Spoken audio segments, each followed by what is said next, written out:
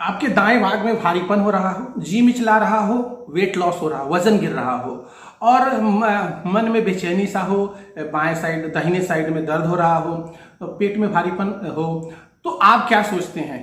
ये सोचते हैं कि पेट में कुछ गड़बड़ी हो गई, जिसके लिए आप जाते हैं डॉक्टर के पास। डॉक्टर आपका कुछ इन्वेस्टिगेशन कराता है। वो कौन कौन सा इन्वेस्टिगेशन कराता है? वो समझ जाता है कि आपको क्या हुआ है। वो कौन कौन सा इन्वेस्टिगेशन कराता है, क्या ये बीमारी है, इस वीडियो में हम आपको बताएंगे। तो दोस्तों, अगर आप मेरे चैनल पे पहली बार आए हैं तो मेरे चैनल को सब्सक्राइब करिए, हमारे वीडियो को शेयर करिए, अच्छा लगे तो कमेंट करिए, कमेंट बॉक्स में बताइए कि हम किस बीमारी पे वीडियो बनाएं, किस बीमारी से आप सफर कर रहे हैं। आपको हम वीडियो आपको बना के आप तक पूरे क्लेरिफिकेशन करेंगे, आपको हम बताएंगे। तो बने रहिए इस वीडियो के अंत तक, बताता हूं कि ये बीमारी क्या है और जांच। दोस्तों, जब इस तरह के लक्षण आते हैं कि पेट के दाएं भाग में दर्द हो रहा हो, पेट में भारीपन हो रहा हो, जी मिचला रहा हो, भूख नहीं लग रहा हो और आपका पेशाब का कलर भी पीला नहीं हो रहा, आपके आंख का कलर भी पीला नहीं हुआ है, तो डॉक्टर समझ जाता है कि आप फैटी लिवर डिजीज से ग्रसित हैं। You are suffering from fatty liver disease.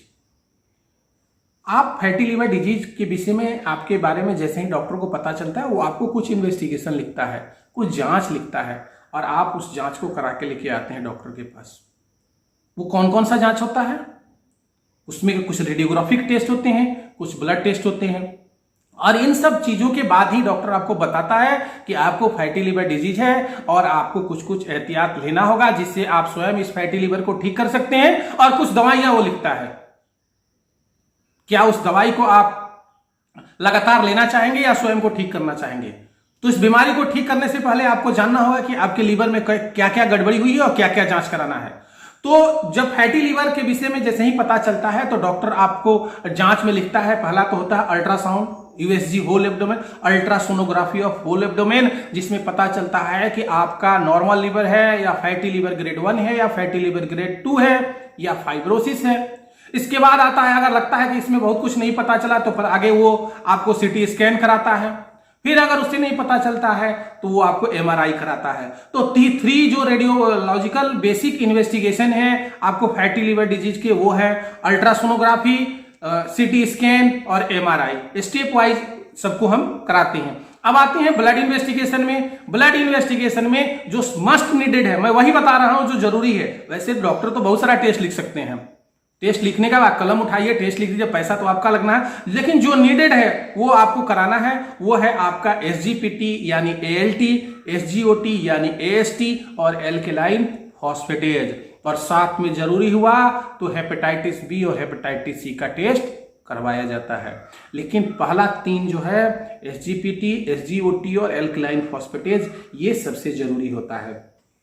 इसी आधार पे डॉक्टर भी बताता है कि आपको नॉन एल्कोहलिक फैटी लिवर है या एल्कोहलिक फैटी लिवर है, क्योंकि एसजीपीटी और एसजीओटी के बढ़ने के रेशियो से ही डायग्नोसिस बनता है कि ये फैटी लिवर है या एल्कोहलिक लिवर डिजीज है। अगर एएलटी और एएसटी का रेशियो 1 फोल्ड्स है, मीन्स अगर आपका एएसटी 50 है, एसजीओटी 50 है और एसजीपीटी 100 है, एसजीओटी 60 है, एसजीपीटी 120 है, एन अबाउट, ये नहीं कर सकते एग्जैक्ट 120 होगा, 118 होगा, 125 होगा, 124 होगा, 116 होगा। एसजीपीटी 70 है, एसजीओटी 145 है, 135 है, यही रेशियो चलता है और इसी रेशियो के आधार पर पेशेंट को बताया जाता है कि आप फैटी लिवर। इधर से अल्ट्रासाउंड बता दिया। और कंफर्मेटरी टेस्ट अगर आप कराना चाहते हैं तो 3rd स्टेप का टेस्ट है, वो है लीवर बायोप्सी। लीवर बायोप्सी में पता चलता है कि ये आपका अभी फैटी लीवर में है या लीवर इन्फिल्ट्रेशन हो गया है, मत मीन्स आपको फाइब्रोसिस हो गया है या लीवर सिरोसिस हो गया है। ये तीनों कंडीशन आपको जब हम आपको बायोप्सी कराते हैं, लीवर की बायोप्सी कराते हैं, तब ये पता चलता है। तो ये मुख्य जो इन्वेस्टिगेशन है वो है आपका पहला अल्ट्रासोनोग्राफी। उसके बाद से अगर सब कम में काम चलाना है तो ultrasonography, SGPT, SGOT, alkaline phosphatase का टेस्ट। एल्केलाइन फॉस्फेटेज का कंडीशन ये होता है कि ये नॉर्मल भी हो सकते हैं, बढ़ भी सकते हैं। इन दोनों कंडीशन में ये देखना होगा। लेकिन अल्कलाइन फॉस्फेटेज भी कभी 150 या 100 से या 120-25 से कभी ज्यादा नहीं जाता है। ये हम अपने 15 साल की लाइफ में देख लिए हैं, इससे ज्यादा नहीं जाता है। मोर देन 200 होता है तो कभी भी प्राइमरी बिलियरी सिरोसिस के तरफ या पोस्ट हिपैटिक ऑब्स्ट्रक्शन के विषय में हम सोचते हैं, जहां पे ऑब्स्ट्रक्शन हो जाता है तो उसमें एल्कलाइन फॉस्फेटेज बढ़ता है।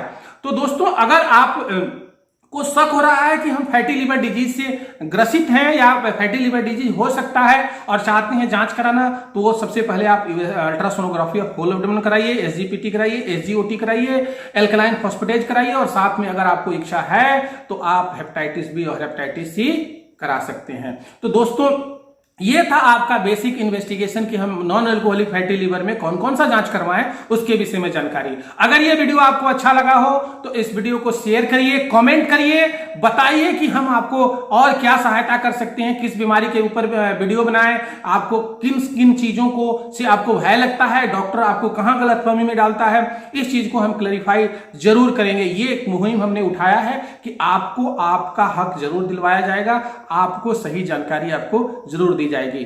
तो दोस्तों मिलते हैं फिर अगले वीडियो में, तब तक के लिए दीजिए इजाजत, और सभी हमारे वीडियो को देखने के लिए आपको प्रेम पूर्वक तहे दिल से शुक्रिया। मिलते हैं अगले वीडियो में, नमस्कार।